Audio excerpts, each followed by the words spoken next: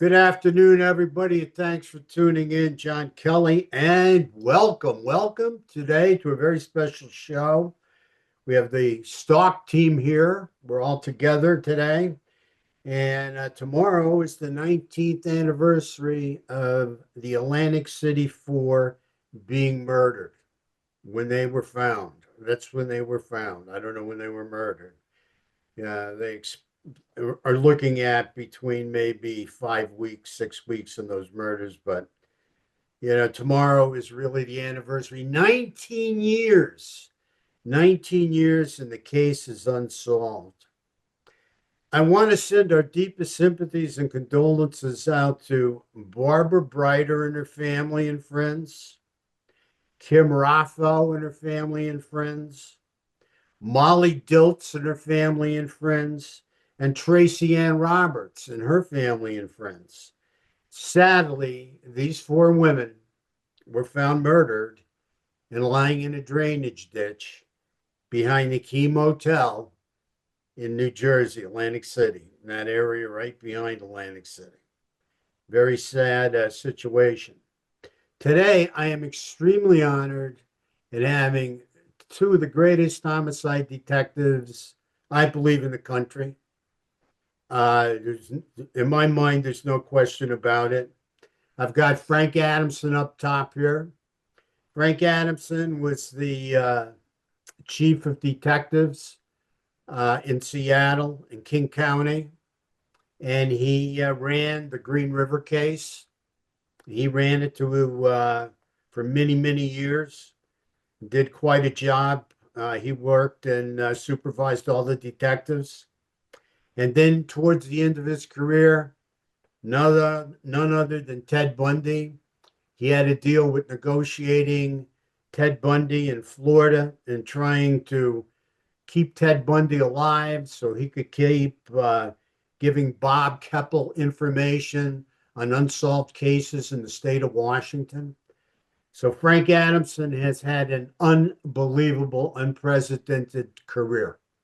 And thank you, Frank, for your friendship and for your professionalism and for your mentorship. I truly appreciate it. I've learned a lot. Next, I want to talk about Timmy Braun. Unbelievable North Jersey homicide detective, sergeant of detectives in Somerset, New Jersey, arrested Charles Cullen, probably the worst serial killer in United States history. Okay. I believe, and Timmy, you can correct me if I'm wrong, but he admitted to 40 murders, but he was active for so many years. We believe there's multiple hundreds of victims that he killed. It seems the worst serial killers, or the serial killers with the highest body counts, are usually in the healthcare profession. What an oxymoron that is, right? But that's the bottom line here. And Timmy Braun arrested him. Timmy Braun interviewed him and got him to admit to the murders. And Timmy Braun turned his focus on the hospitals that passed Cullen around for years. For years he was passed around from one hospital to another. Never got a bad report from a hospital and was picked up pretty quickly because he had a lot of experience as a nurse. But, Timmy Braun, you might have seen him on the movie The Good Nurse. The movie's a terrific movie. If you haven't seen it, you need to watch it. And if you want to see Timmy in the flesh, go watch the documentary, because then you see him in the flesh. Okay. Netflix, they ran The Good Nurse. Okay. They produced it, directed it, they put it out there, and they also directed, produced, and put out the documentary where you'll see Timmy. And I like the documentary kind of better than I like the movie, to be honest with you, Tim. Not that I'm not partial to you, but I just believe it's so real, on what you went through and all you had to go through, to arrest Cullen, and you got him to admit it. you, you got the admission, and that sealed the deal. Okay. So again, thanks guys for your mentorship and for your friendship. I truly appreciate it. Also, today's show, like I said, we're talking about the Atlantic City serial killer. We're going to be profiling the Atlantic City serial killer, and of course, he has been named the Eastbound Strangler. The Eastbound Strangler. Now, a lot of people do not know where the name Eastbound Strangler came from. If I was to ask anybody that publishes an article or does an article on the Eastbound Strangler, where did the Eastbound Strangler's name originate? Where did that come from? Right? Well, I'm going to tell you right now where it came from. When we were down there and we were profiling that case many years ago, I called Frank up on the phone. I said, Frank, this is what we got. This is what's going on here. The girls are laying in the ditch. Their heads are pointed east. Their bodies are attached to the edge of the drainage ditch. They're anchored there, but their hands are straight out and their heads are faded east, or facing east. I'm sorry. And Frank says to me, "Well, let's call him the Eastbound Strangler." So that is how the name the Eastbound Strangler originated. For those of you that don't know, and this was 19 years ago when Frank Adamson came up with that name. And it has taken hold ever since. And, we're very focused on it. To this day, we still have our reward up. $25,000 for anybody that can point to a person that has committed any one of these murders. You've got 4 women murdered. We'll give you $25,000 for one person that gets found guilty for committing that murder. Because if you can pick one, that means the guy that did the one did the 4, killed the 4 of them. So there has to be an admission of guilt, and he has to be found guilty by a court of law for only one, not the 4, but only one murder. And we'll give you $25,000.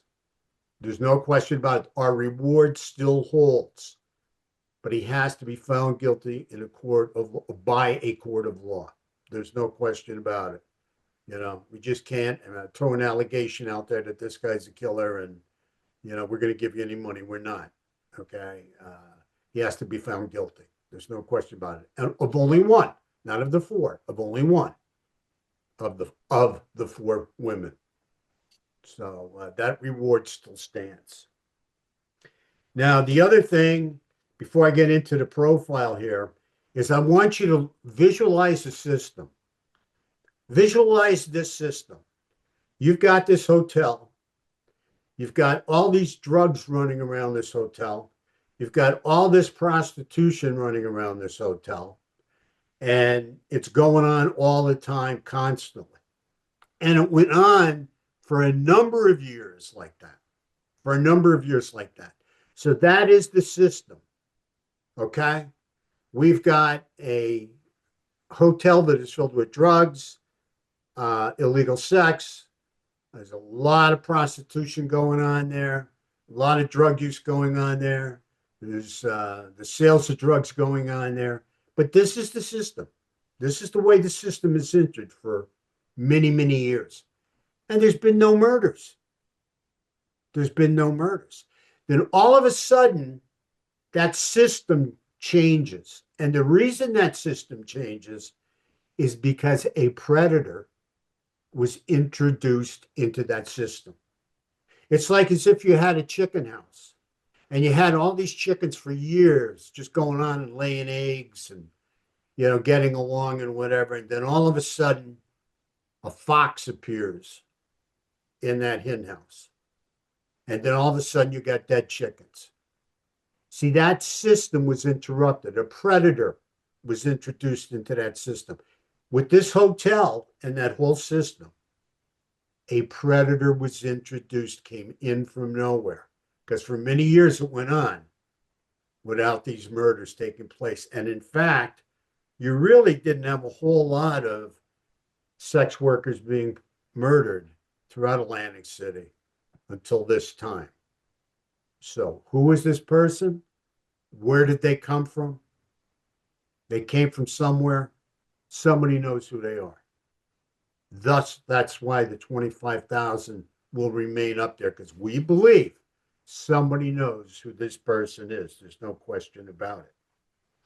And in the profile, the way we started it, guys, was we have a local male familiar with the Atlantic City area and the disposal site of his victims. If you like what we're doing, folks, hit the like button. If you want to subscribe, please subscribe, and please comment. We love your feedback. We love your comments, and we'll get back to you. So a local guy familiar with Atlantic City and the disposal area. Any feedback from you guys? That's how we started this profile off. Well, real quick, John, you're calling this a hotel. Yes, the Atlantic Motel City Motel. itself. Atlantic City itself is full of high-rise hotels, especially along the boardwalk. This is more off the beaten path on the outskirts of Atlantic City itself. I believe it's called Egg Harbor Township. And this particular location, which ends up being the disposal site, it's a motel, a one-story motel, and it's on the very low end of motels, if you know what I'm saying. You're being kind. Yeah, very kind. So people get a little better image of maybe what type of area we're looking at. It's not in Atlantic City itself, what you might think of like a mini Vegas. This is a very low end motel, to put it kindly. Yeah, and thanks for describing it to me, because I do have a problem with it, visualizing it. Definitely a motel, not a hotel. No I mean, question. we were there together, and we got to survey the area Yeah, we back did. then. So We did, and it was quite interesting. Quite interesting. The other thing is, I felt that this killer was extremely organized. And the reason I believe he was extremely organized is how he knew exactly what he was doing and the spacing between the bodies. Now, that's my 2 cents on it. Okay. And, he obviously had it planned out. Obviously, there had to be some kind of transportation. And Timmy, for the life of me, you were there. I can't see how somebody could carry somebody on their back out of that motel and haul them all the way down there. It can be done. And we would still call that transportation. It's just they're transporting them. He's not taking them in a car or truck or something. But transporting them down and putting them where he put them, because the first body that they believe was the first victim that was murdered was all the way down. I mean, that was like maybe, I don't know, maybe 100 yards. give or take. Yeah. Give or take, yeah. Give or take, yeah. So, I mean, that's quite a haul job if you're trying to take somebody and carry them. I believe the guy used transportation. I believe some kind of vehicle, probably truck, van, something like that, But I believe, and I don't necessarily believe he had to drive down from the motel, because that road along that ditch, Tim, that goes all the way down. We never went to the end of it. At least I didn't, to see where it drained out. I want to get down there. I'm going to get down there and check that out sooner than later, hopefully. But the bottom line is, I mean, how did he get these bodies down there? Did he take them? Were they in the motel and nobody ever saw them? Nobody ever saw him dragging a body out or anything like maybe could very possibly be. Or did he kill them, and just get them into a vehicle and then drive them down with the vehicle and transport them in a vehicle and then take them down into the ditch. Had to be a pretty strong guy, I believe, Tim, to put them down in that ditch and anchored them, make sure they're anchored, on the side of the ditch so they can't fall in. Now Yeah. he's got their arms out and he's got their heads are to the east, but they're anchored. Like the heavy part of them is still on the side of the ditch. They're not falling in. I mean, what do you think about that? You were there. I mean, and saw the I, ditch. yeah, I still a little up in the air if the girls were lured maybe to the hotel for drugs and or sex and you know to a particular room that could be because they were within close proximity to the motel itself, the rear of the motel. Um, it, it there were a few access areas to that long stretch. It's called a ditch. It's kind of like a drainage area. Yeah, I guess a ditch of some sort. But yeah, I have I don't know. I'm up in the air a little bit because of the lack of evidence that we have and don't have to give us a better feel of where it came from. The other thing too that you pointed out that was very important, I remember it like it was yesterday, even though it was 19 years ago. Do you remember pointing out to the wires going up The, over the ditch and down the and power everything? lines. Yeah, Power line. there were power lines, high tension power lines with the big stanchions and towers that connected the main power lines.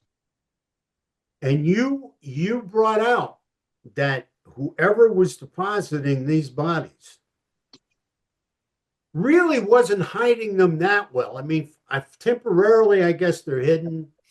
He can come back, supposedly. In fact, pretty much we know that they were laid out there in a ditch. But the one thing they did not have on was shoes and socks. They were fully clothed except for Right, shoes and socks, right?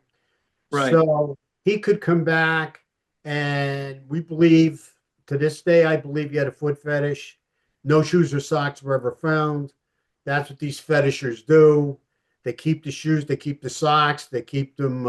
In fact, you mentioned on the show, they keep them as trophies, and they do. I mean, yeah, these guys are very interested in possessing something of a trophy, some garment or something that has to do with the the victim. victim. Yeah, and nothing. If you ever noticed, nothing really jogs the memory as quick as the sense of smell. These guys look at the shoes, they smell the shoes. I mean, it's just it's part of the action for whatever reason. But no shoes or socks were ever found. So if we got four women, we have to assume we got the four of them wearing shoes. That would be eight shoes. It's November. I would assume they had socks on. Okay. I would assume that. Can't say it for sure. But you would have had eight shoes, four pairs, two each, and you would have had eight socks, right? If each woman was wearing socks. So then you say, well, how come they're fully clothed, but there's no shoes and there's no socks? Right. Now, I don't remember offhand. I know it's been a while, so yeah, it's been a while and a few cases in between. Um, I don't recall what the condition of the bottom of their feet were, uh, meaning, you know, being that their shoes and socks were missing, if they're at the bottom of their feet because of the soil and the terrain there, if they were barefoot and walked back there, they'd have, you know, soiled feet, the bottoms of their feet anyway. Uh, I, I, I don't remember offhand. Plus, I don't remember seeing autopsy report on any of them that would help us with that. And that's an excellent point, Tim, that you make. An excellent point because it would show some wear or tear on the feet if they were, had to be walking around barefoot or whatever. But the other part of it too is that the remains were pretty much. I mean, there was For a I couple think of them, yeah, yeah yeah. for two or three of them, but the latest one, her remains were in pretty good shape. They were intact. Um, and I'm going to tell you where I have hope. I just want to throw this out there where I have hope. Technology, DNA technology has come a long way since 2006, a long way, and they have done miraculous things with DNA technology. Now, if we fast forward to Gilgo Beach, you got to realize that some of the physical direct evidence they have on the Gilgo Beach killer, or the suspect, Mr. Huerman, he's a suspect till he's found guilty in a court of law. They got him on a hair or two, a hair or two. That's what they got him on. Can you imagine that? I mean, seriously, a hair, two hairs. They were able to connect them with hairs. The guy was meticulous about cleaning up after himself, but he missed these lousy hairs. Well, if these women were fully clothed, what happened to the clothes they had on? That would be pretty much, I believe, held in evidence, right? Should be. Well, you get transference all the time. It's hard for me to believe somebody could maneuver these bodies and everything and not drop a hair, or there may not be a hair, but there could also be the transference of hair onto the clothing Sure. of somebody's bodies. Now, keep in mind they're outside too. So, and Frank knows this very well, dealing with Green River, and bodies being left outside. It don't take long, right, Frank? And there's not much evidence left when when the body's outside for a long time in the elements, right? And you know, bottom line is, I don't know what could be there, what isn't there, but I just wonder if they've put that kind of full court press on, that they're willing to go over the clothing to see if there's any unusual hair or fibers on these girls. I just wonder about that. Anybody have anything they want to say before I move on? Yeah, John. Yeah. I'd like to talk a little bit about it. You know, when I think of the Eastbound Strangler, I think of, again, the dump site and how they were dumped. And the fact that there are four women here and that they were dumped over a short period of time. Mm. Originally, one was found and the others were found later. But what strikes me is that they're all positioned in the same way. And I'm thinking whoever did this wanted to send a message. Mhm. And to me, that's important in terms of the profile of the person perpetrating this crime. I think he's angry at somebody. May not be these particular women, but he's angry at somebody and he's making a, a statement by the way he's placed these bodies.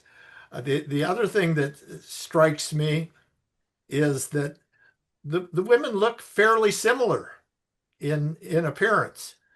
So maybe he's thinking out about a particular person. So if I were an investigator looking at this case, I would, really probe um, the suspects and about, you know, who they liked and who they didn't like. And I might be able to um, narrow the focus of my investigation somewhat by doing that. Yeah, excellent point, because we know usually when something sets these serial killers off, something happens, a button gets pushed in their head, something sets them off. Usually it can be the loss of a job, the loss of a relationship, something sets them off. So yeah, very clearly he could be, I think you're right. He's definitely sending a message. Now the question is to who and why. Uh, you know, it could be numerous things, but one thing we know for sure that usually does take place, and we also know that there was none of this going on in that system. Yeah, there was all kinds of drugs and crazy sex and selling of drugs. But there weren't any murders in that system. And then all of a sudden, we've got a predator in that system who's angry and who's sending a message, right? And you know, I think that's a very interesting piece, and I think you're right on. I think right now the other thing too is could the and I was in that ditch. Could the current of the ditch cause the faces if they're laying like this, and then the current hits them? Could it cause the face to turn to that position? That's a possibility as well. See, the other thing that jumped out at me and it struck me at this was, you know, if it wasn't about the staging of the bodies, if it was all about DNA, then he was only concerned about getting the DNA off the upper torso of the body as they're laid out in the water, and that water contaminated everything. I mean, my God, you want to talk about sewage 360, right? That contaminated everything because he wasn't worried about the lower extremities of their body. So I don't know about the guy having intercourse. Maybe, maybe not. Don't forget, they're fully clothed. Usually, when we've been dealing with sex worker murders, the guys that kill them don't really put any time into reclothing them, dressing them back up. They don't want to put the time. Usually find, a naked body or clothes strewn or whatever. I mean, this is what's different to me about this. Did this guy take the time if he had intercourse with them? I don't think he did because he wasn't concerned about that part of the body being contaminated in the ditch because he kept that part out of the ditch. But the from the waist up, he wanted in the ditch. So it could be the staging of, whatever reason and facing some way for whatever reason. But the very fact that he's killing women and out of nowhere this happened and a man on fire whenever what week and a half or something, I think we figured it out. He is sending a message. He's mad at somebody. He's pissed. Okay. And he's taking it out on these women. I have no doubt in my mind. Whatever else you want to say, I'm sorry I jumped in there, but it's I think we hit the nail on the head. And I'm not a homicide detective. You guys are homicide detectives. You know a hell of a lot more than I do. Tell me, if there's anything else you see there before I move on. Or Pam as well. Pam, you're not a homicide detective either, but you got a really good investigative mind. And you're a woman. So go tell me if you have any thoughts. My only question would be to Frank and Tim, I guess, and you, John, is that would it benefit to go back to the beginning? In reinvestigating this, go back to old witnesses, autopsy reports, like you said, the clothing. I mean, I think about what happened in Delphi, right? They went back to the very beginning and there was something that was misfiled that opened up the whole case. So I don't know. I'm sorry. Go ahead, Timmy. What do you think? What do you think? No, Speak up anytime. Don't worry. Go ahead. I didn't mean to cut Pam off. I apologize, but I totally agree. You have new eyes come into it, and new eyes look at it first before you maybe speak to the original investigators, so you're not influenced maybe by some of their opinion. Yeah, that would be a good approach, especially now. And with the technology as it is today, there's things that they can maybe try that they couldn't back then, that weren't available.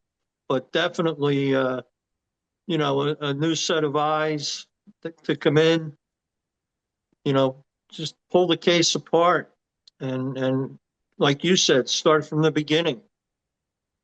I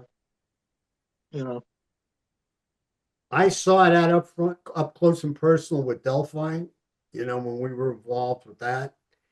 And I go to Frank Adamson. Gary Ridgway was the Green River Killer. And Gary Ridgway, Frank, I forget how long before he was arrested, but I know he was arrested going back around the beginning for assaulting a prostitute, wasn't he? Could this guy here from Atlantic City have a history of assaulting prostitutes, but never moved on to killing them until this took place?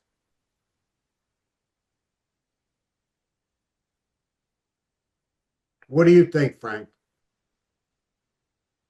Well, when I think about the person that committed this act, I do agree with you that the lack of shoes is important in terms of what is in this person's background and what he thinks about. It's very. I would really like to know, in this case, are there any similar cases in the area during that time in other jurisdictions? We know we're not that far from New York City, and so you've got a lot of possibilities there. Um, but um, it's very possible that this person has a record or has been stopped and arrested for um, or at least talked to uh, with regard to prostitutes. Um, but again, I'm not sure when I think about this case that he's angry at prostitutes because there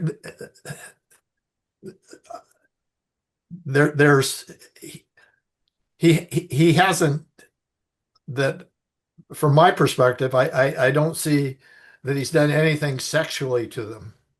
You know, he hasn't and he hasn't there's no sign of that anger manifested on the bodies that are found.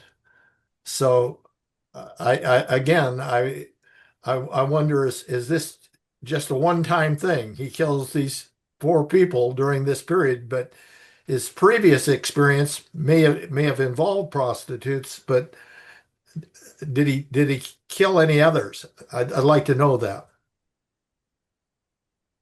Yeah, so we just look around the area, look at the different areas around Right. Egg Harbor and Atlantic City. Well, Yeah, I mean, New Timmy, Jersey back at that time had a system. Frank, you might be familiar with VICAP, right? Right. The FBI. Oh, what the heck is the word I'm looking for? Uh, it's a recording system where local agencies are asked to contribute to the system via CAP. It's run by the FBI. Right. It's violent crime that they ask that local agencies report to. I'm sorry about this. Um, sorry about that. That they're asked to contribute to this system so that they can keep an account of the different types of violent crimes that occur throughout the country. And maybe you can develop patterns when people move around the country in that same way. New Jersey had a similar system called HEAT. I forget the acronym, what it stood for offhand, but it was similar, but at a state level that the New Jersey State Police used to run, where the local and county law enforcement agencies were asked to contribute homicides, violent crime mostly, rape, robbery, armed robbery, and other violent crimes. Uh, so you can maybe develop a pattern in different areas and potentially connect them. And I'm pretty sure at the time the Atlantic County detectives did perform, go use that system to help with this case. And I don't think they found anything that could link them to other areas or other crimes. I agree with you. I'm sure they, availed themselves of that system. That the question I have is, the suspects that they developed, and they probably looked at this in the Florida case that seemed somewhat similar. Did the same person show up in their suspect list? That's the question I have, and I think they would have looked at that. Yeah. So, Yeah. yeah, you know, Uh, I mean, it's certainly VICAP's certainly a valuable tool for when people use it, right, Frank? yeah when I they mean, use it. Yeah, we when they didn't use it, and I we mean, didn't always use it either. but when you're involved in an investigation that involves so many people, it's often hard um, um, to direct your investigation at the right suspect. It becomes very complex. And Yes. in Green River, before that was solved, we had numerous people we looked at, and we eliminated numerous people, but there were a couple people that you just couldn't eliminate. And we didn't have the physical evidence, at least we thought we didn't have the physical evidence at the time to solve the case. Years later, the criminologist could have possibly solved the case with hair found on the scene. Yeah. Yeah, who knew back then, right? I mean, who knew? The women supposedly were strangled. That was supposed to be how they were killed, the method of death, if you want to call it that, with strangulation. Could we say this guy may not have killed or killed before? We don't know. But is there a possibility he has strangled girls in the past and gotten away with it? Didn't kill them, but maybe was reported for it, or the girls knew of him. Lots of times the girls know of these guys, but they don't report it, from what I understand. With Gary Ridgway, the girl did report it years, probably 30 years before DNA nailed him, right, Frank? I mean, it was a long time before when he was arrested for strangling that prostitute. So, do we think this guy has priors of assaulting women in general? Because like you said, we have no proof that he's completely angry at prostitutes. But what are prostitutes? Well, they're sex workers. What are sex workers are women. So he's angry at women. What is he angry at women for? Right? So now we start, going back and thinking about that.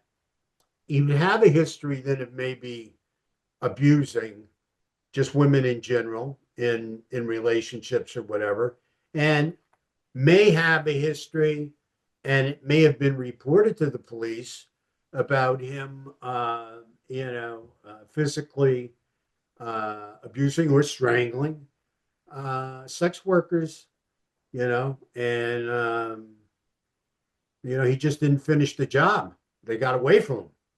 Some of these girls are pretty tough on the streets. They're pretty tough cookies. Sure are.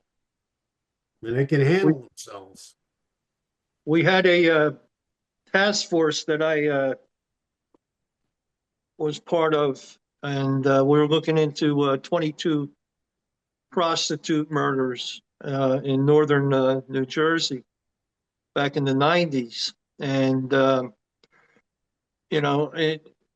it's it's an occupational hazard in that line of work, that's for sure. Where manual and both ligature strangulation is not totally uncommon. It's a violent occupation to be involved with, and a lot of it does go unreported, unfortunately. For many reasons, as do the women themselves when they disappear. You don't see them. It goes unreported. In some cases, families haven't seen these people, their loved ones, in years. They've been living on the streets, and the other women on the streets, may not notice,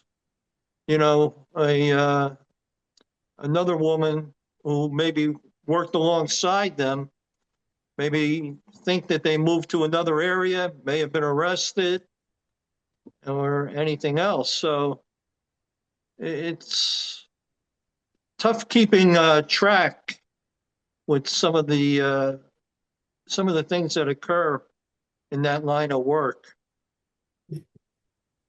the bottom line too is you've got to have physical evidence, to make the case. You may have talked to the suspect or the potential killer several times, but you may not be able to prove it. And that's the problem I think that we have in this case is that, that the person probably has been talked to.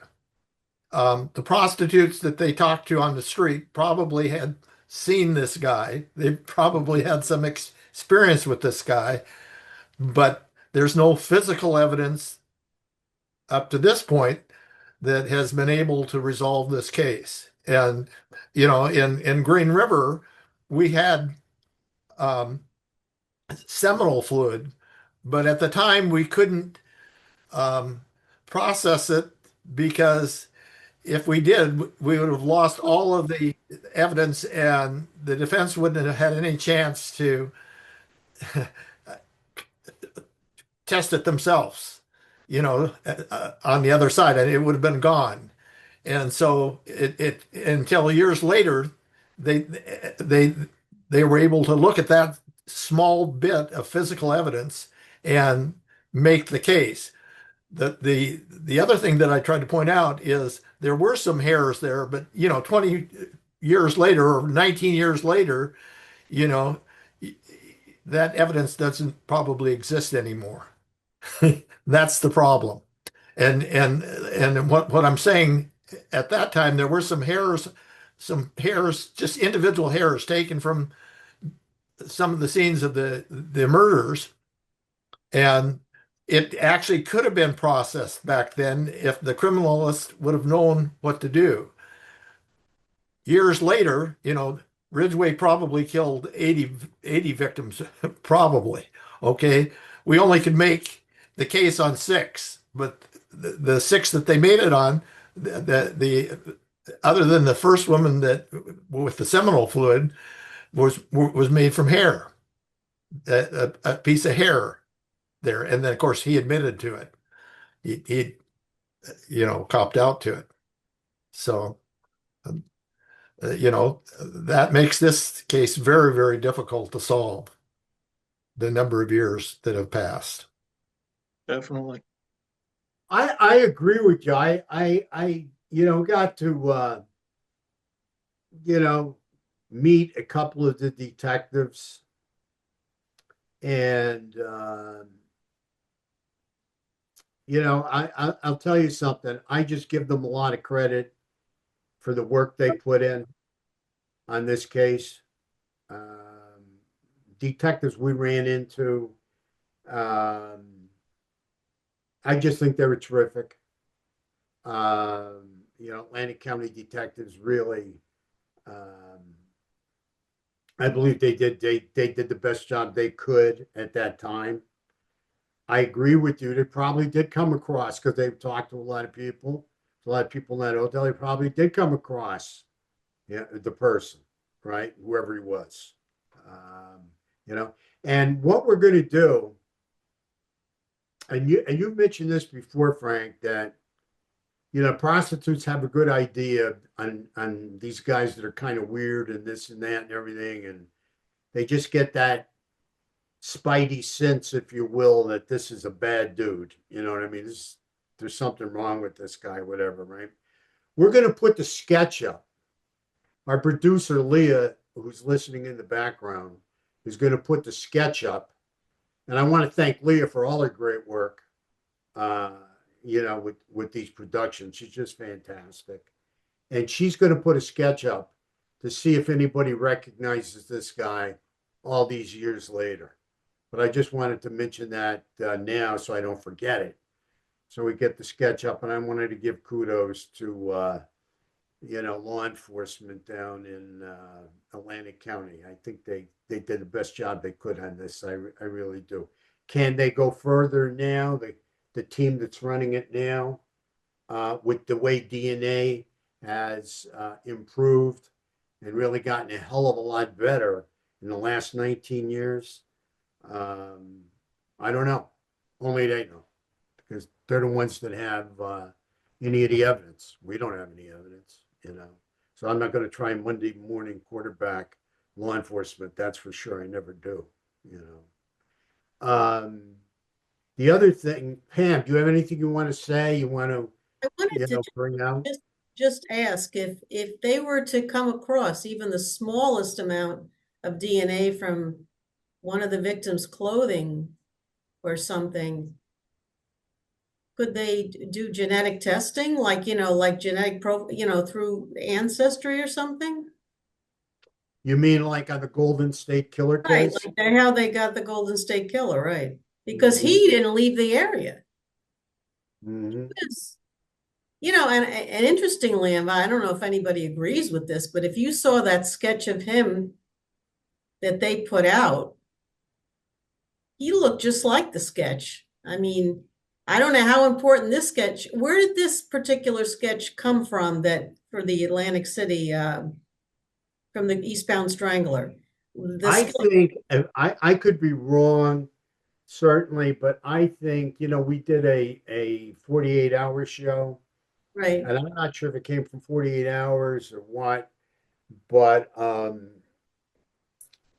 48 hours has been known to bring in like top-notch sketch artists from, parts of the country. I mean, CBS in 48 hours, Viacom at the time, and I mean, they're really known for doing a great job.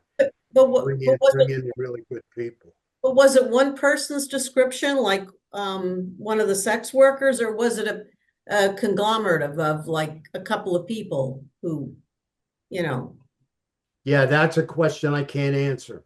okay.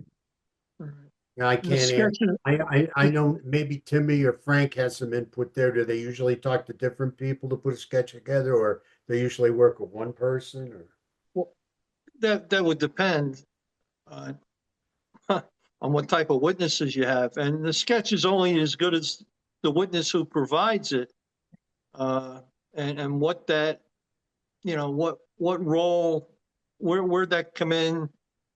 Where's that come into play? That sketch, and like Pam said, who's it from? Uh, what's it from? How's it linked to the case itself? Uh, I don't know. I don't remember anyway. How that came into play. I The don't either. sketch. I mean, like Pam said, it could be a combination of different witnesses of some sort, or a single witness. I thought this that this sketch artist was brought in from out of town.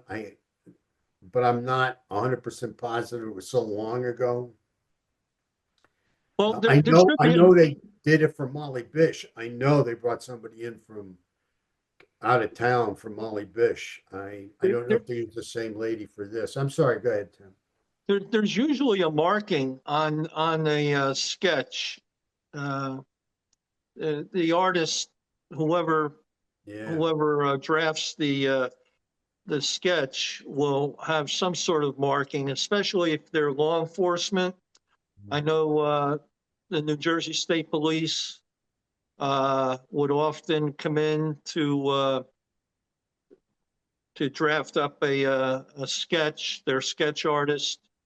And there were a few other agencies that had their own artists, and they would put their marking, basically kind of either the department seal and their initials on it, to show that they drafted the sketch.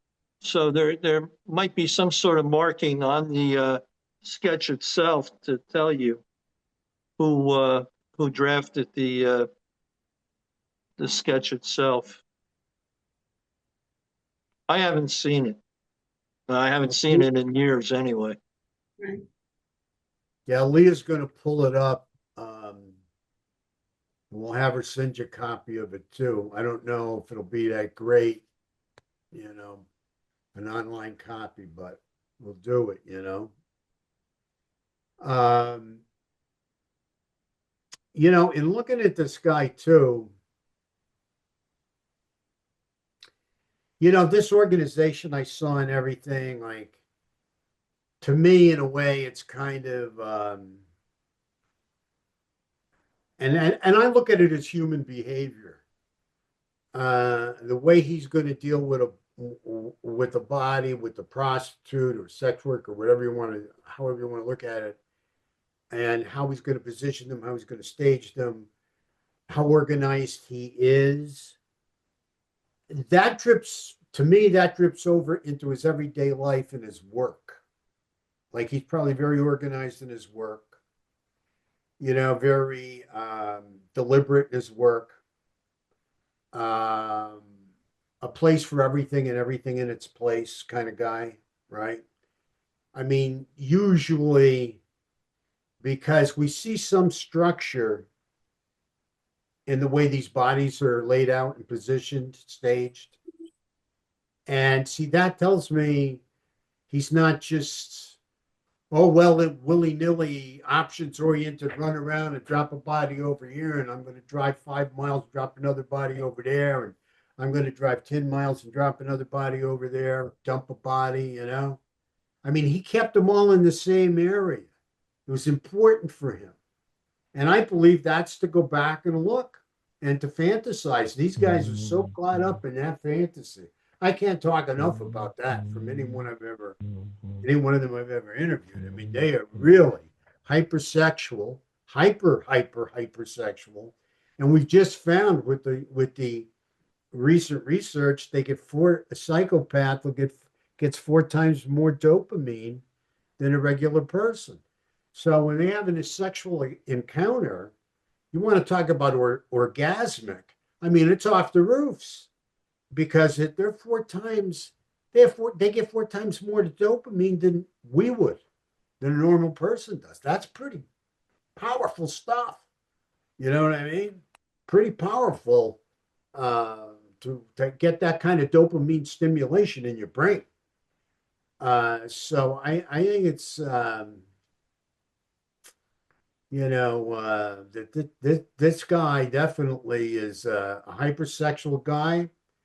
And one thing we've always noticed, and Frank, you're the one who taught me this, is somebody that's usually into killing prostitutes is usually, more or less addicted to prostitutes. They, what's the word you use? They hang out, they live with, they spend time with prostitutes. It's they enjoy prostitutes. They enjoy it, and that coincides with this hypersexuality. So I just wonder, and do we believe this guy is staying at this hotel that's filled with drugs and sex workers? That would be the type of person that would want this kind of thing, that would want to hang out there and be around them all the time. And geez, it's pretty wild. He doesn't seem to dump the bodies very far away from there. And it goes back to what you were saying in the beginning, Tim, right? About, the hotel and, the close proximity of it. I mean, I don't know, it's pretty strange. I mean, I usually, we're, in my experience, I mean, you're finding, prostitute bodies, like, in different places, not all around not together like that in a cluster, except Green River was a cluster. He kept cluster after cluster after cluster, I think, right, Frank? Like 2 or 3 until you guys found a cluster, and then he'd move on and create a new cluster. Didn't Ridgeway do that? I mean, it's like, sometimes, down in that area, there's a lot of woods and everything too around Egg Harbor and Atlantic City and everything. The Pine Barrens are down there and everything. I mean, it didn't seem, I don't know. He didn't seem very interested in taking them too far. And what's interesting is how the furthest one was the first one, and then as you got closer, he kept getting closer, like as if he was really into risky behavior. Because the last one that we know he killed that was found there, she was found closer to the hotel than any of them. She was when two people went for a stroll to smoke a joint or something, coming out of the hotel and found the body right there, right? I mean, she wasn't too far away from the hotel. She was certainly in strolling distance. So why did he keep bringing them closer? That's, but these guys are really interested into risk too. They enjoy the sexual excitement and stimulation of the risk. There's no question about it.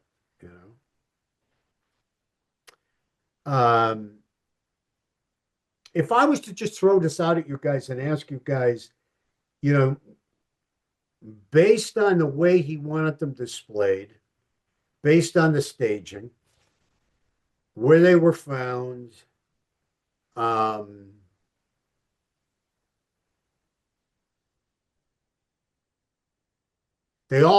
brought out, they all look similar. Would you say his primary intake sense was more visual?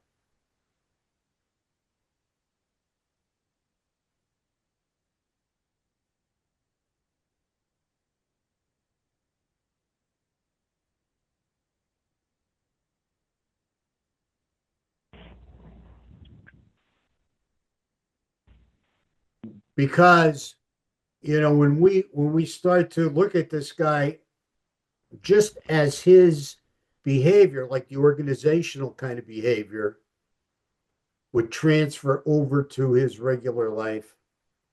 If he's like more of a visual person, could that transfer over to his, kind of work or whatever, or whatever he does?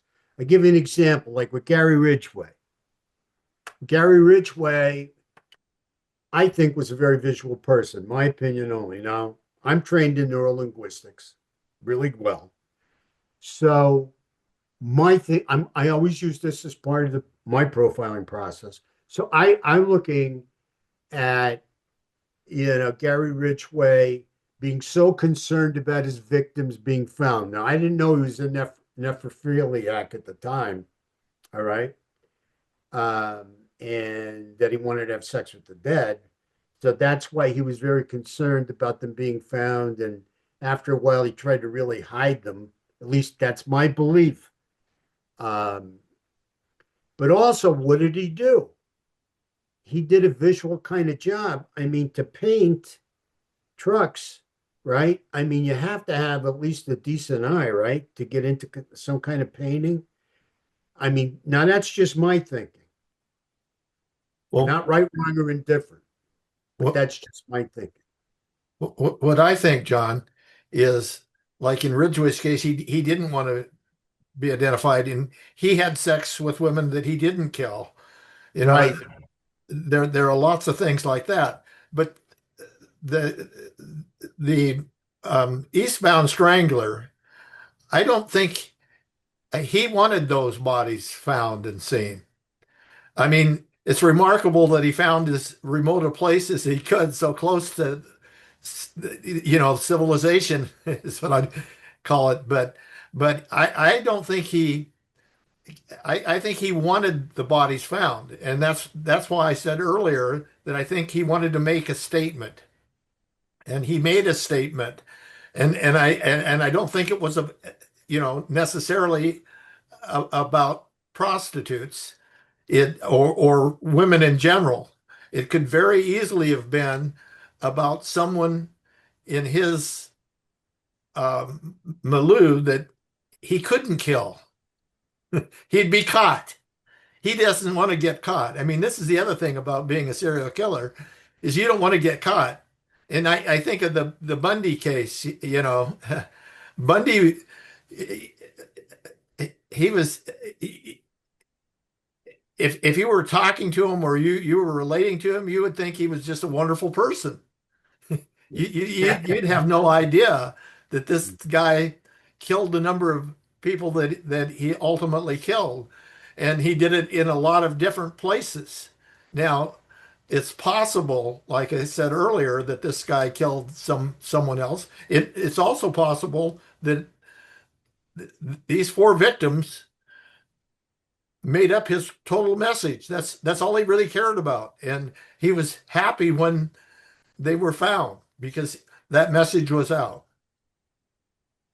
Yeah, so I agree with that, you know, and Timmy supported that back in the day when he talked about the power lines going across and the road being there, that people had to come out to service these power lines. So these bodies were going to be seen. When, who knew, but they were going to be seen, like you're saying. So it's part of his message is visual. He wants them seen. Okay. He wants them found. He wants to send that message. Now, you know, the other point that that makes is that's why he brought it closer to the hotel. That's why he started bringing it closer to the hotel where people might see a victim.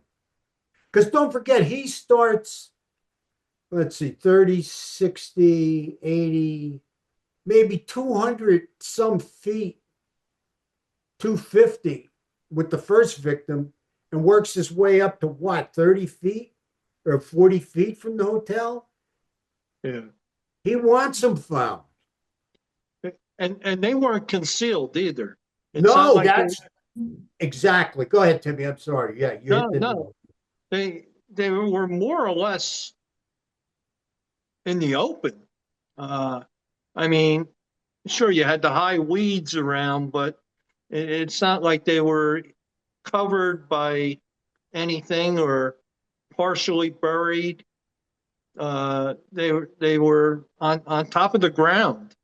So, you know, so they were in the open. Quite frankly, They like were you said, they were, it was within 150, 200 yards at the most, as I recall, from the hotel. And that rear side of the hotel, you know, that's where a lot of you know, activity was occurring. You know, more likely people getting high and whatnot back there and doing other stuff. And that was that path that we walked along the ditch area, and they were right alongside it, as I remember. exactly. Exactly. And that's why we didn't believe. Now, don't forget, back then, we're going back 19 years ago, but we have the Gilgo Beach serial killer running wild at the time, too. And nobody knows who he is. But the one thing we know is that the bodies that are being found are being hidden, kind of covered, right? I mean, except for body parts. So, in other words, he was mutilating bodies, right? So with these victims, we knew they weren't mutilated. We have no evidence of mutilation. Nobody ever said anything about it. We don't believe they were. And also, they weren't really hidden. Where the Gilgo Beach serial killer was more focused on covering them over or hiding them in some fashion, right? And maybe even taking them miles away, right? Of course, we didn't know enough, but we didn't know what we know now, of course, back in the day, but we knew he was a guy, you know, that was interested in hiding them, you know, keeping, you know, trying to hide the body in some way, shape, or form. But we knew the guy in Atlantic City, you know, whether he wanted them or didn't want them, but they were going to be found. They were out in the open, like you said. And somebody was coming there to fix those power lines. There's no question about it. I mean, there was some activity on that road, as Yeah. beat up as it was and everything, right? Yeah, it was like a service road, Yeah. almost kind of like Yeah. a service road, Right. for the utilities. Because if you remember too, behind the hotel, a few hundred yards, was the Atlantic City Expressway, where all the billboards leading into Atlantic City were there also. So you had the different billboard, I guess, people, whoever post whatever they put up on these billboards would have utilized that same area to access those billboards that ran along Atlantic City Expressway. Yeah, absolutely. You We had the knew power we knew lines, and then the billboards, and then the Atlantic City Expressway, because I think the hotel was on another a parallel highway. Uh, yeah, Black Horse Pike, right? Black Horse Pike. Yeah, that's it. That's it. Yeah, yeah, what good one, Pam. No, I was just gonna say it was Black Horse Pike. yeah, Yeah. yeah. Yeah, good. Leads That's it. into Atlantic City, yeah. That's it exactly. And usually, and all this is in our profile that I'm reading off here, from 19 years ago. So just to tell you, until the guy gets caught, we'll never know how on we are. But we do have some good points here. And the other thing too, why we didn't think it was the Gilgo Beach killer at the time, Long Island serial killer, is because there was, like Frank brought out earlier with the bodies, it didn't seem like they were tortured or anything. You know what I mean? Like, whereas with Gilgo, I think we saw a certain amount of damage to the bodies to lead us to believe that the guy was more of a sadist. This guy in Atlantic City wasn't a sadist. Gilgo Beach Gilgo Beach was a sadist, as far as I'm concerned. We'll have to wait and see if it turns out to be Rick Schuerman or not, because again, he's innocent until proven guilty. But that's what we'll have to wait and see there. Um, I still feel there's some sort of connection with that motel. I don't know. well, it's making more and more sense. I mean, I mean, the person's familiar. He feels safe to be there, safe enough to dispose of these bodies at different times. Uh, you know, there's something there. There's a link somehow, somewhere there.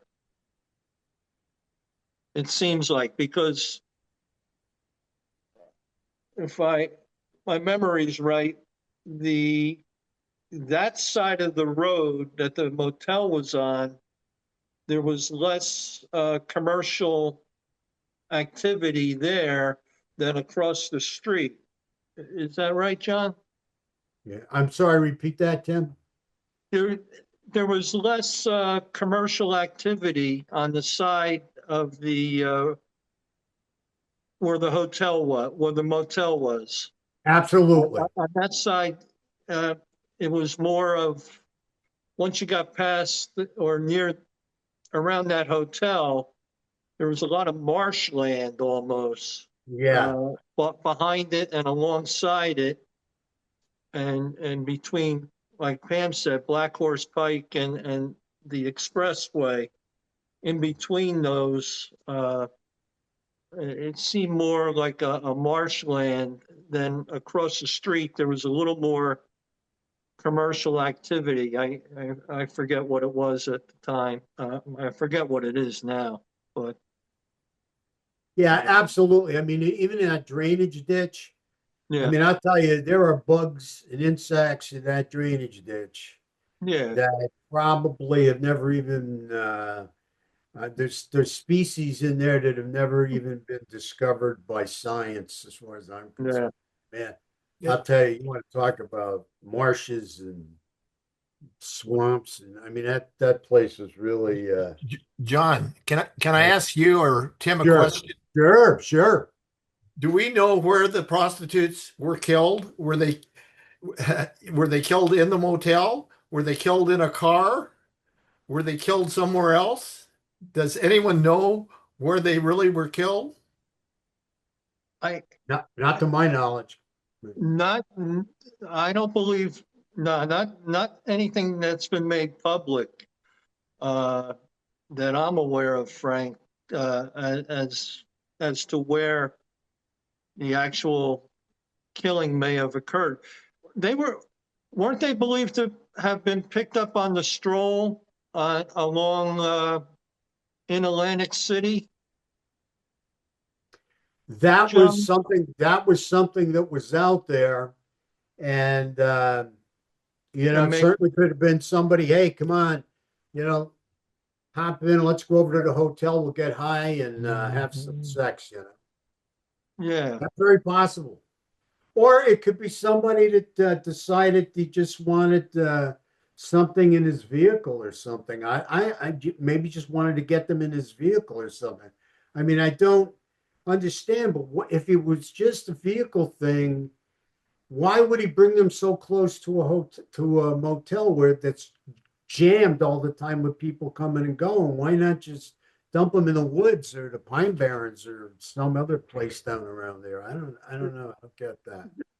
there You were know? definitely plenty of other, Oh man. disposal areas that could have, concealed those bodies and never have been found for sure in that area. Uh, those, like Frank mentioned, they were put out there for display, to be Yeah, that was found. a statement. Yeah. That, right, exactly. Because that area at that time, as I recall, if you wanted to hide a body, there you could have. There were any number of places you could have pulled off the side of the road and you know, disposed uh, of one or multiple bodies, and they still wouldn't have been found. Why would you take the chance of, because this takes some strength to haul that body down into that drainage ditch and maneuver it and anchor it to the side with their hands and their face out in that drainage ditch. Why put the time into that? I mean, you're vulnerable. You got a dead body on your hands, right? I mean, why put the time into that? That's why I don't believe he reclothed them. That he put that he had them naked and put their clothes back on them before he dumped them. Before he, you know, after he killed them, put their clothes on and then dumped them. I just don't see it. I mean, these guys don't like. They're lazy. They don't want to spend time doing that. You know what I mean? They want to just do a quick dump job and get out of there. Somebody that stayed just like this is sending a statement, and I think likes to go by or admire their work or some, you know, look at it. I mean, I don't, you know, especially when I hear the feet are up in the air and there's no shoes or socks on. And John, I The just, naked part of them, if you will. I'm sorry, Pam. Go ahead. no, I was just gonna say to you, to all of you that, like, I mean, the shoes couldn't have just fallen off because do you think a serial killer is gonna like pick up shoes and get rid of them? Like they would have just been found somewhere, right? I mean, he had to have taken the shoes for Yeah, either a trophy or for some reason, you know, yeah. I would think. I agree. I I agree with agree. you. I agree with that. Yeah, absolutely. And here too, John. you know, you don't have to remove clothing either to have sex. Exactly. I mean, the Exactly. wo- Absolutely. Absolutely. the woman can, you know, take care of things without removing her clothes. She can take care of a guy, Absolutely. you know, in other ways.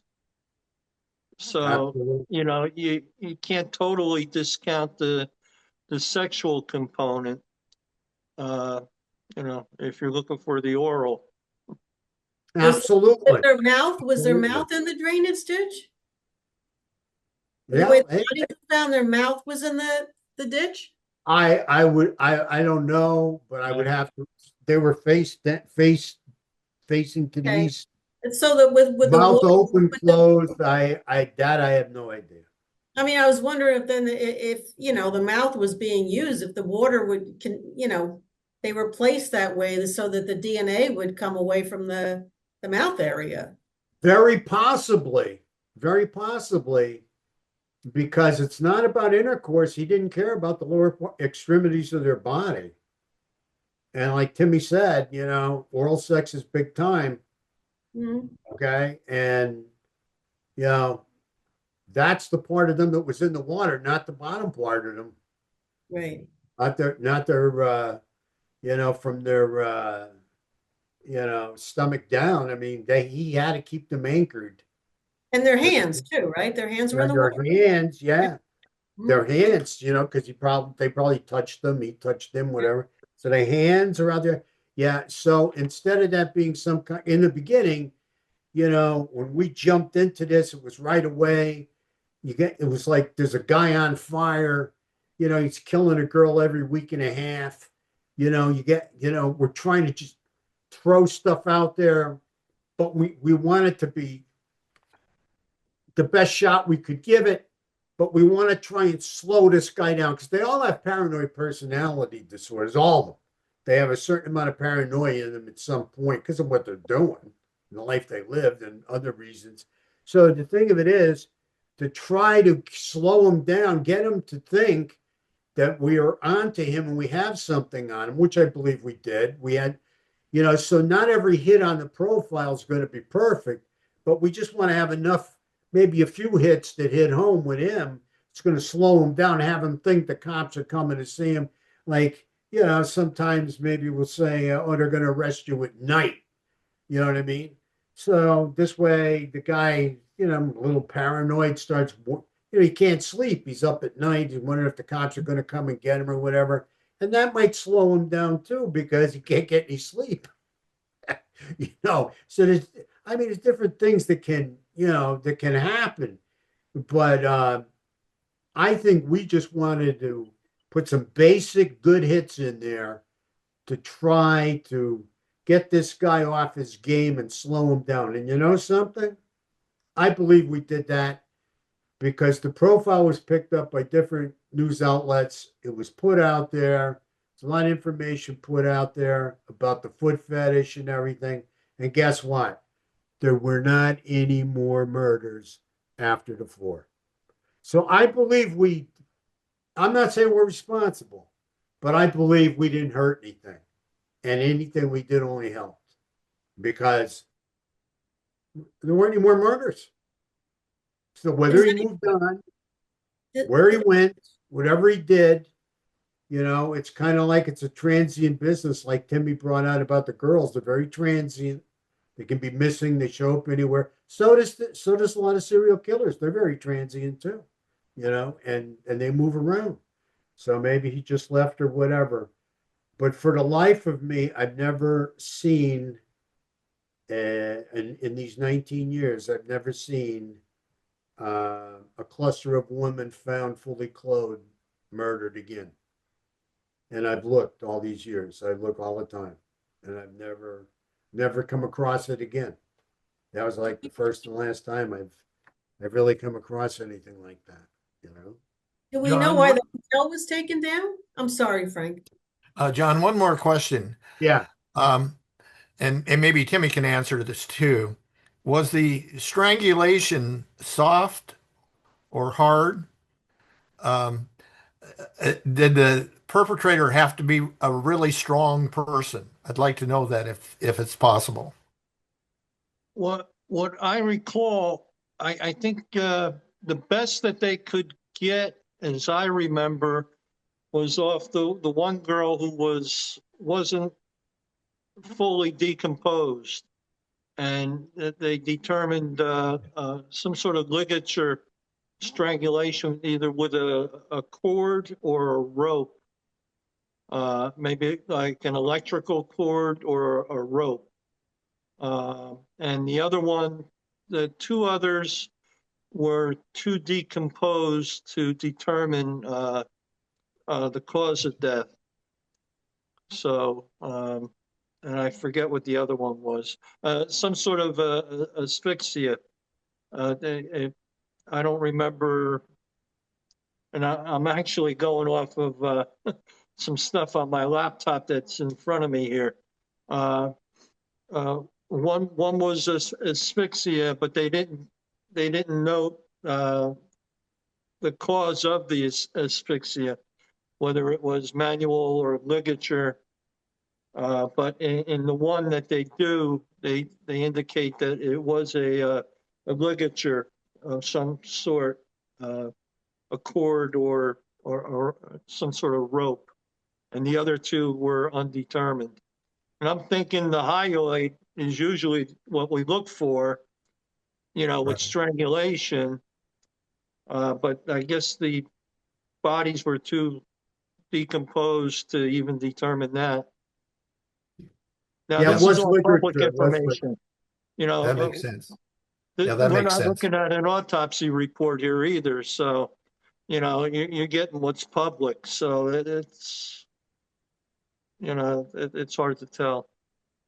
But I will, to answer your question in another way, Frank, I believe the guy was very strong because I have to, again, to haul somebody down there into that ditch and put them in that ditch, whether he carried them from the hotel, whether he pulled up in some kind of vehicle, he had to go down, he had to carry them dead weight, literally, right, down there.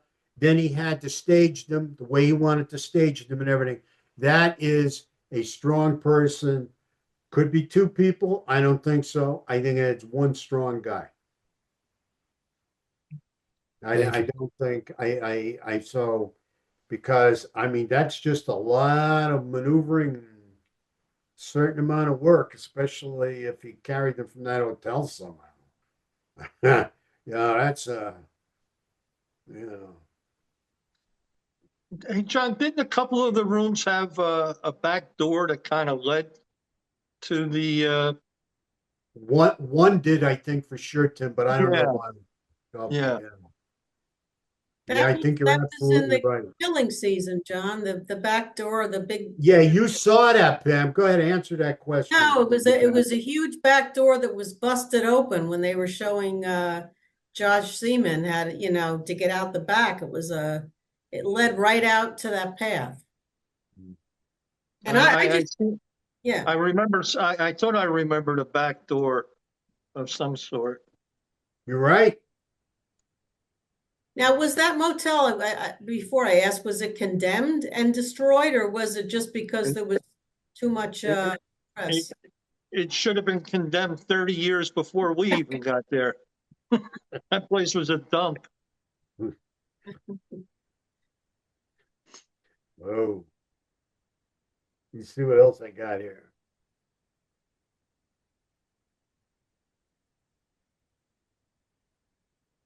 See, I believe too that that from based on the people we've researched and interviewed, there's really not a good connection with the father there. I'm usually looking for a bad connection with specific gender parent where there's no enmeshment, there's more detachment, and we call it an attachment disorder, right?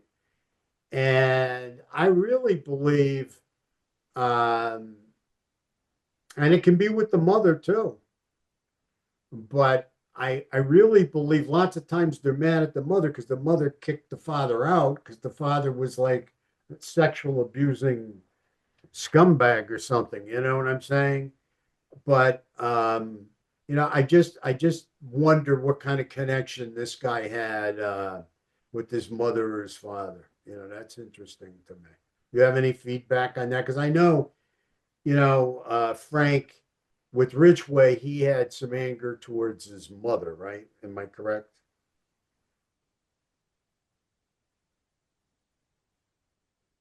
I mean, the father was the one that would penalize Ridgway, but wouldn't the mother call the shots for the father to come in and deliver the physical punishment? Yeah, that's true, John. Yeah. So it looked like he had this thing for women, but then he was a necrophiliac too. You know, that him and Bundy. And you had both of them. Boy, I don't know. Don't play the lottery or else play the lottery. I don't know. You had both of them in King County, right? Bundy and Ridgway. Oh. Let's see what else.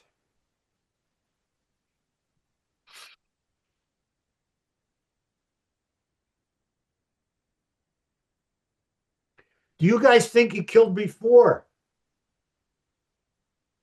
Before these four? Do you think he killed before? I think he abused women, but I don't know. I'd like to know what your feedback is on if you think he killed before these four. I don't know about kill. I would feel there were some sort of abuse towards others that he committed.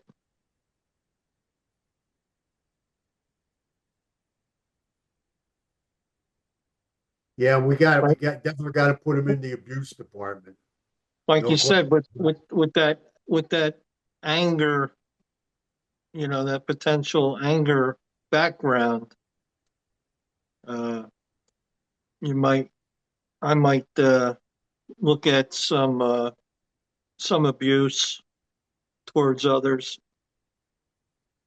Now, if it was deadly, may or may not be. Yeah. Uh, Usually, the background of these people that do this sort of thing, they have been abused some way, and and often it's directed toward the mother or someone like that. Um, but um, it like I say, it could be a girlfriend. It could be mental abuse as opposed to physical abuse too. So you have to think of all those possibilities. Um, or um, but usually this kind of person wants to be in control, complete control. And if they feel that they're not, which they generally do because they're usually inadequate people, that can result in anger against women in general or specific women. And like I say, they're not going to go out and kill their mother or their girlfriend because they're going to get caught right away. And they don't want to get caught. That's the other thing that you have to remember about a person that commits multiple murders. Obviously he wanted us to know about it, but he didn't want to get caught. That's the bottom line, from my perspective, anyway. And he hasn't. He hasn't gotten caught. Yeah, So there it is. The other part of it too, we always talk about the power and the control. There's no question about that. But also, and what got me interested in this in the beginning, because I was looking at it from an addiction kind of, background and viewpoint, because there's always sex most of the time. There's always sex involved. And they have this sexual addiction as well, right? Which can help them with their power and control and their sexual dominance over their victim, right? Over their women, right? So, when I look at this, I look at a guy that, yeah, he wants his power and control, and he wants that sexual dominance. It's going to be his way or the highway. You know what I mean? That's it. He don't want to know nothing. He gets that sex worker in a car or in a hotel room or whatever. It's his way or the highway. Okay. He don't want to know nothing. He's paying for it. This is the way it's going to be. And then, like Timmy brought out this rage, that's this inner rage that he's carrying around becomes volcanically explosive. He just, goes off. And that coincides with what Frank was talking about, somebody hurting him from the past and him sending a message and making a statement. I mean, you see all this stuff, comes together when you sit down and you brainstorm about it, you talk about it. But what do we know? We have theories. These are our theories, right? They're educated theories, but these are our theories and educated guesses, based on our professionalism and experience. You guys have more experience than anybody, pretty much. But it's I think we hit a couple of nails on the head back in the day, and I think hopefully more will be revealed. I mean, what do you guys do now? Two seasoned retired homicide detectives. Okay, if this is your case, what do? You go back to the beginning. What do you do? I'd have fresh eyes put on this. Not from the original team. Totally new, fresh eyes. To let them look at it, without any influence from one side or the other. And then after a good thorough review, and then you talk to your original lead detectives. Go in with a clean slate, rip the case apart, like Pam said earlier. Start right from the beginning. Even go back and re-interview. Your original witnesses, if they're still alive, especially with that lifestyle. For sure. Frank, you got anything on that?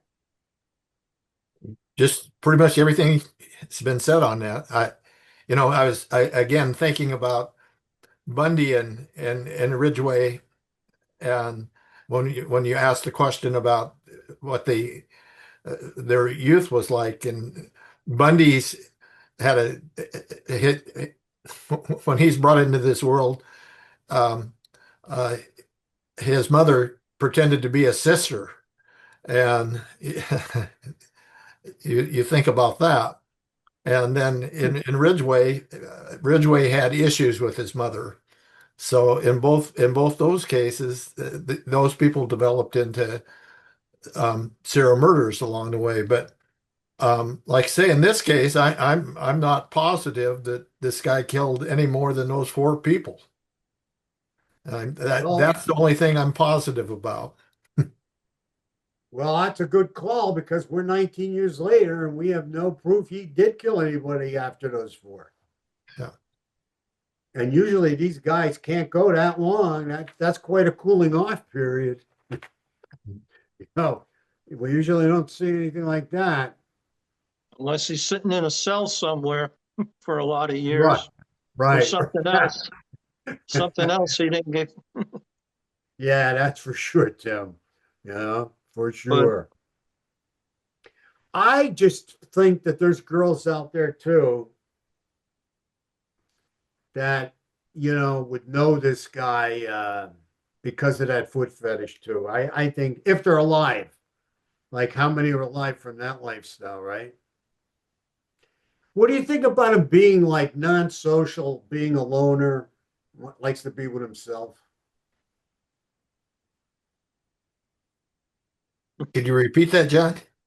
What do you think about him being a loner, kind of a non-social guy, likes to be with himself?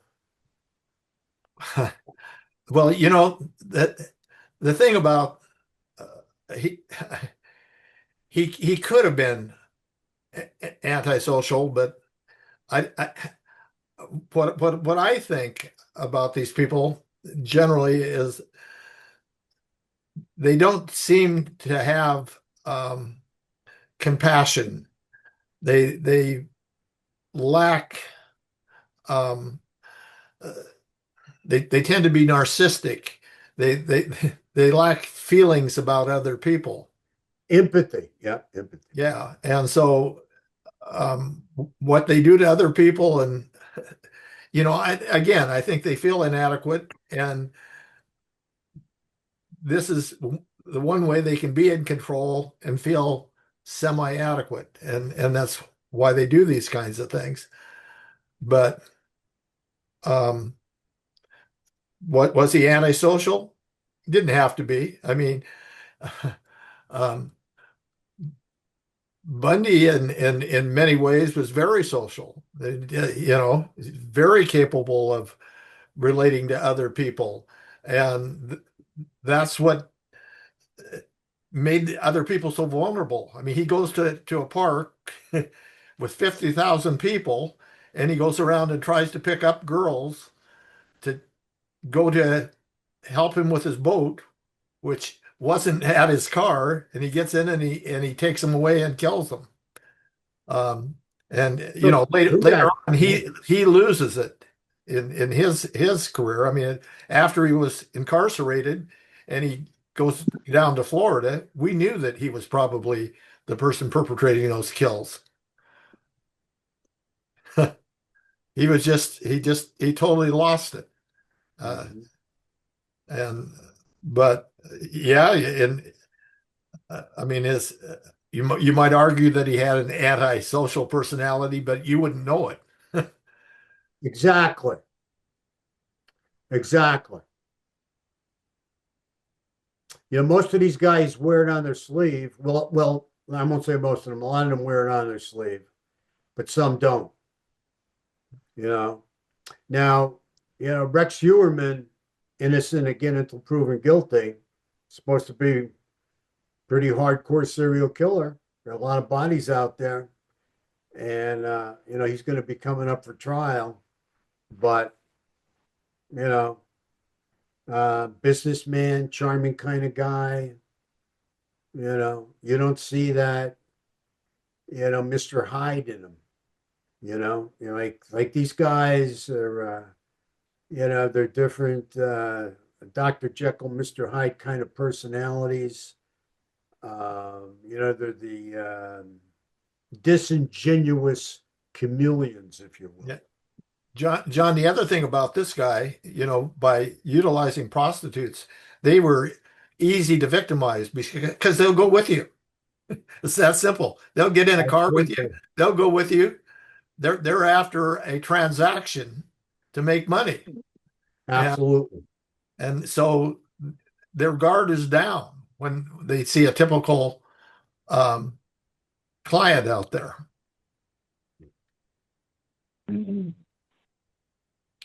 Pam, you're keeping quiet here. You have anything you bring something up here?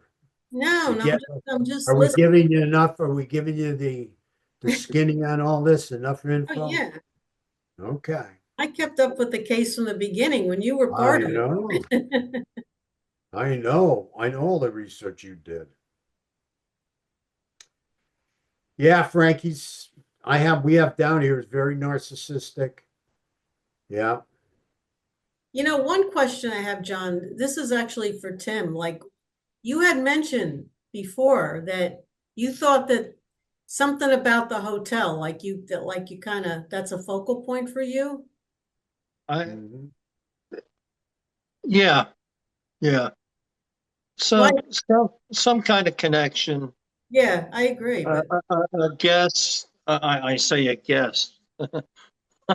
I don't know who'd want to be a guest there, but uh, you know, some sort of linkage. Just the proximity to where the bodies are found, literally, and one or two of them were literally right behind it. And And like I said, all within 150, 200 yards at the most, as I remember. And that, trying to go off the top of my head, that's scary. But on that side of the highway, I remember that the motel was pretty much uh, the only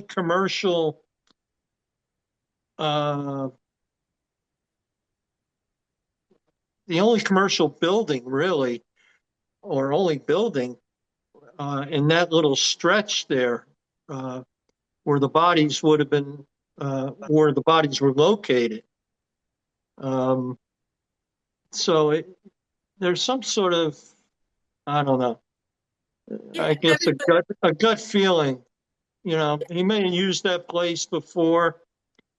He knew somebody there. I think it was a bit of a, wasn't it a partly like a welfare motel too, John, where they had longer term I uh, think it was. I in think it summer? was. Yeah, it was maybe part like one of those hour, you rent the room hourly, Oh, there's or no doubt about that, man. That was a short yeah, stay joint. yeah, Yeah, that was a short yeah, stay joint. Yeah, and short term. I don't think they cleaned it after the short stay either. No, no. They just want Uh, to, the stuff to spread back on the bed or whatever. And yeah, next but you couple. know, if all that activity, the drugs and everything was going on there, who would notice anything anyway? Everybody's high, and you know, ex- it's not like exactly, anybody's paying attention. exactly. Yeah. Yeah, you could get rid of a body, probably, right? Got Sure. other things on your mind. Got other things on your mind, you know? You got drugs, women, it's all there. Craziness. The Mhm. place And really was craziness. and and you And know, carrying a body out of a room like that probably wouldn't have raised that much attention. Right, especially when there's And a so, big back door. oh, like, yeah, back door or even the front door. Yeah, You toss them in a car. I mean, that's the type of place it was. I mean, it's like you you're know, helping somebody that's drunk out of yeah, a bar or something, you know? Oh, exactly. other people see that and they say, "Oh, that person Oh, passed out or that person got too high or whatever." Just exactly. helping them into the car or helping them down the road. But Right. where I have the problem is the walking them that far, again, dead weight, and then taking them down. I believe got to be a strong guy, or else help them out, into the car, the vehicle, truck, whatever, drive down the road, down the ditch Yeah. road, take them out, stage them down in the ditch the way you want to. Or killed them back there. Let them back there and killed them there, and then Yeah, we just don't know where they were killed. Huh? just dumped them. Yeah. And that, like Frank asked earlier, if we were able to determine a site, a kill site, whether it be a room, a vehicle, indoor, outdoor, and that hasn't been determined, at least publicly. No, no. And So, maybe the fiber, if they still have the clothes, mhm. they can pick up fibers on the clothes. Maybe they can't pick up hairs, but maybe they well, can possibly pick up fibers that can lead them, to a room. Or, well, Or you can't compare them now, but the place has well, been demolished. But I would think so. But they have a technique called MVAC, where I saw that. they can, basically vacuum the clothing, uh, or material, whatever, for potential evidence, collect that. I mean, that's That's not a a great totally new, idea. Great idea. I mean, that's not a new technique, but it's around. And then it collects the maybe fiber, hairs, other DNA particles. And it separates it somehow, doesn't it? I mean, the Well, DNA from as I understand it, it puts it into a filter, and then they they take the filter out and separate things, and then break it down from there.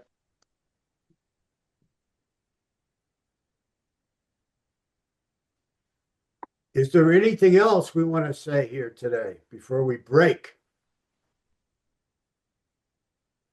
I just hope the case gets solved. I really do hope that there's movement.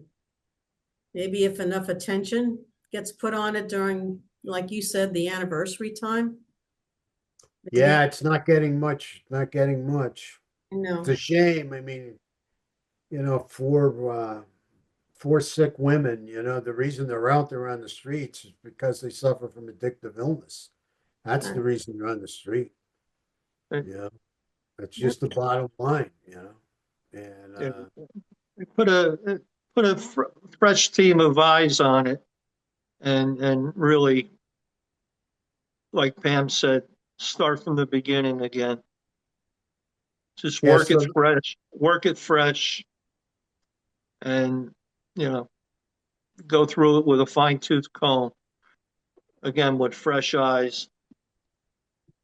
yeah, Because go ahead, Frank Tony. Frankel, he'll probably recognize, it's in the case file. It's in the case file.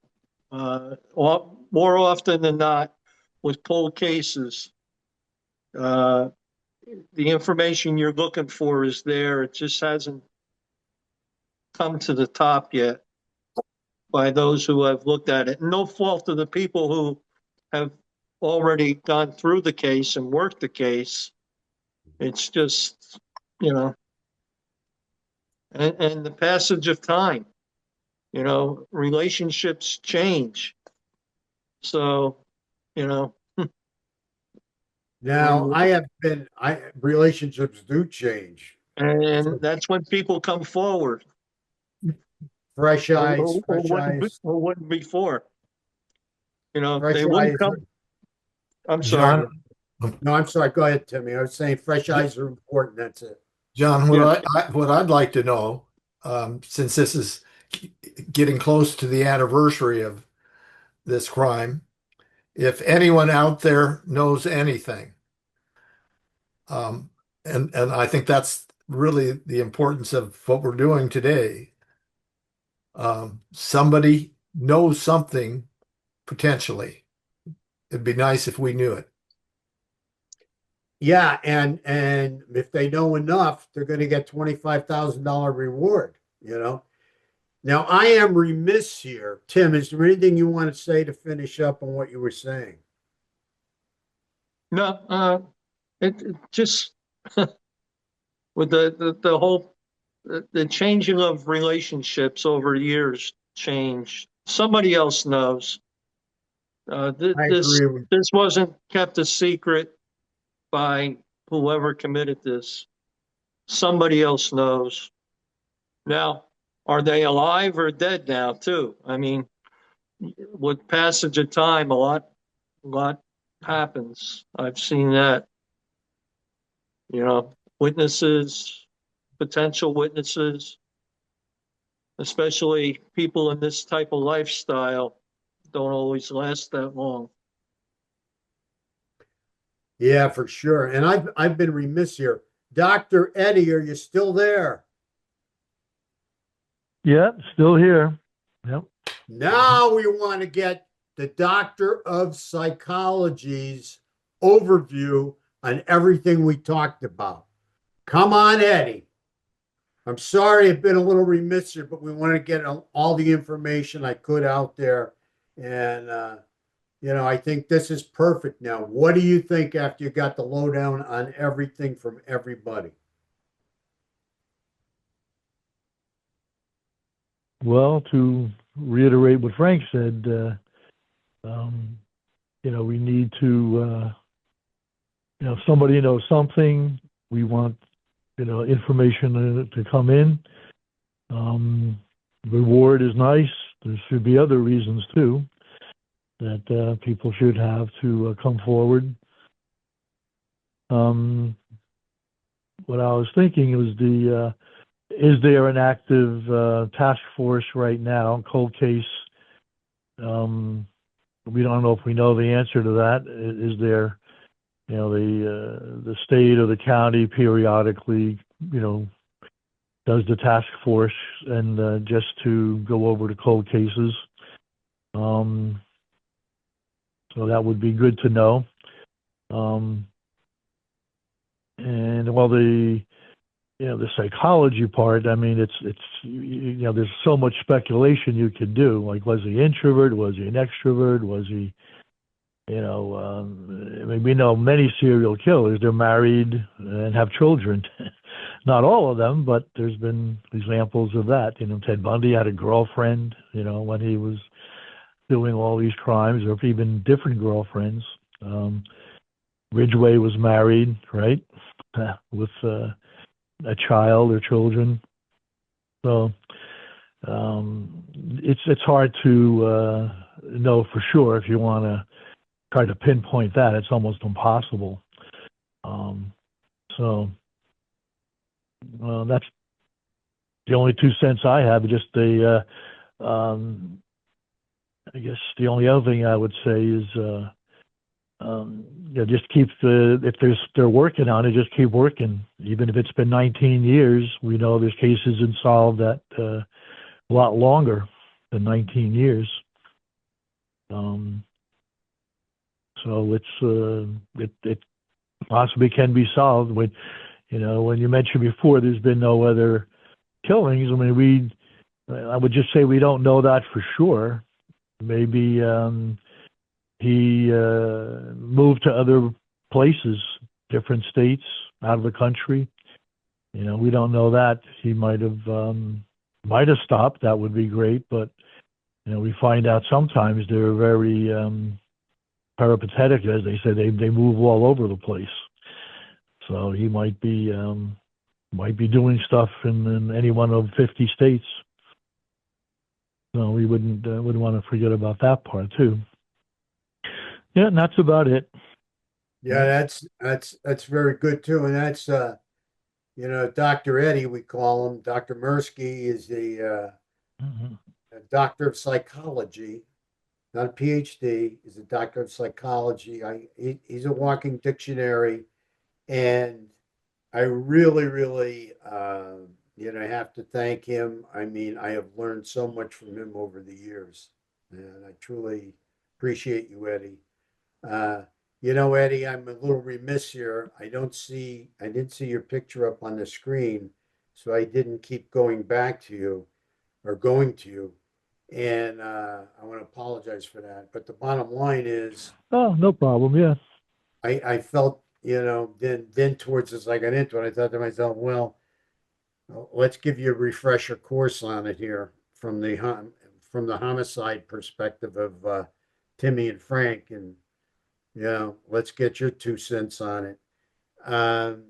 One question I do have for you, Eddie, is this guy well, we know he's antisocial because of the murders, I would believe.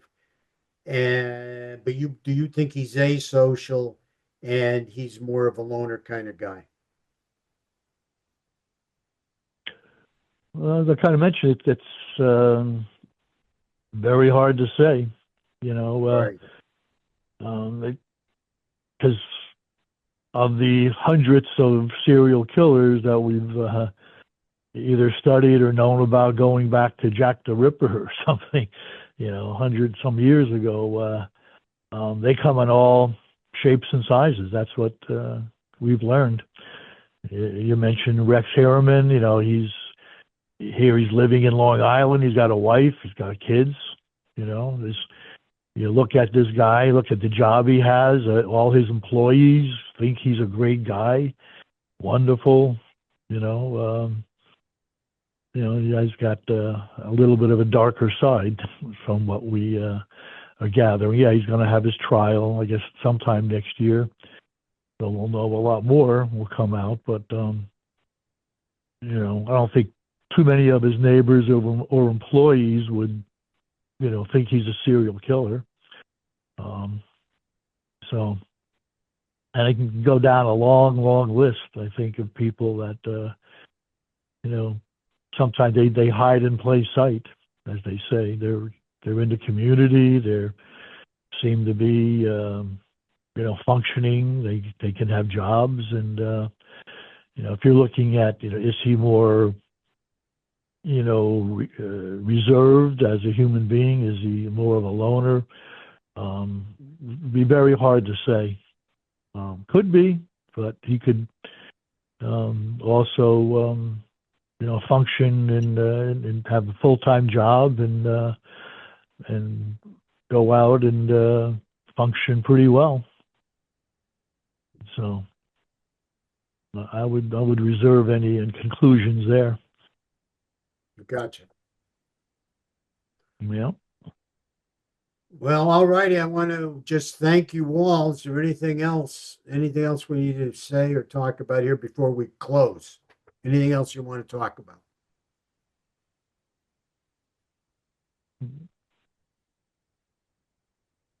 I really hope. Go ahead. No, I'm just saying, I'm good. Okay.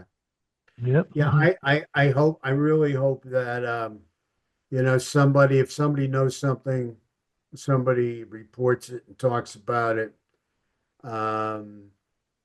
Question about, you know, is there a working task force? That's a question for our homicide detectives. I don't think there's a working task force, but there's probably a homicide detective that would take some information if it came in. Am I correct, guys? Sure.